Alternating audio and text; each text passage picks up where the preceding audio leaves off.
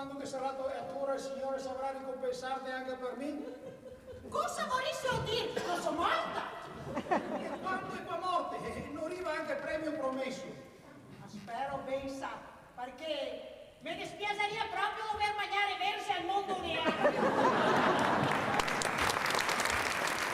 Tanto divertimento alla chiusura della 10ª edizione dei Teatri Amo, la rassegna teatrale che si svolge ogni anno a cura dell'associazione C'era C'è. È un gruppo nato nel 96 e diciamo fa del teatro, del fare teatro e di fare le bancarelle il loro modo per fare solidarietà, per reperire fondi e finanziare dei progetti umanitari. In questo ambito è nata nel 2004 la rassegna teatrale Teatriamo.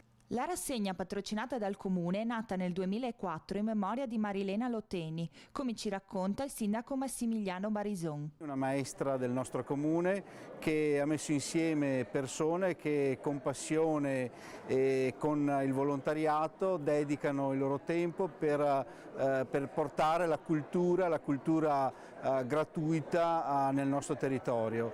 E anche quest'anno l'associazione C'era C'è ha fatto grandi cose. Sono stati 10 spettacoli che hanno raccolto più di 3.000 persone.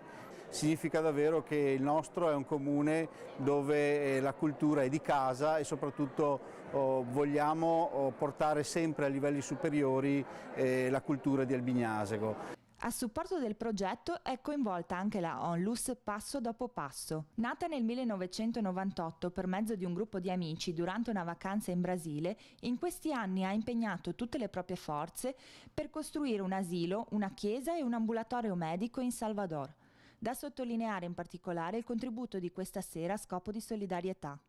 I soldi che raccoglieremo in questa serata saranno tutti devoluti al nostro progetto. Più del 99% di quello che raccogliamo lo mandiamo tutto in terra brasiliana per mantenere i nostri progetti, quei 27 bambini ospiti dell'orfanatrofio a Sant'Antonio e quella trentina di bambine e 10 suore che sono nella casa famiglia di Salvador. Oltre ai premi assegnati alle compagnie che hanno partecipato alla rassegna e votati dal pubblico, l'associazione C'era C'è, con il patrocinio del comune di Albignasego, mette in palio una borsa di studio.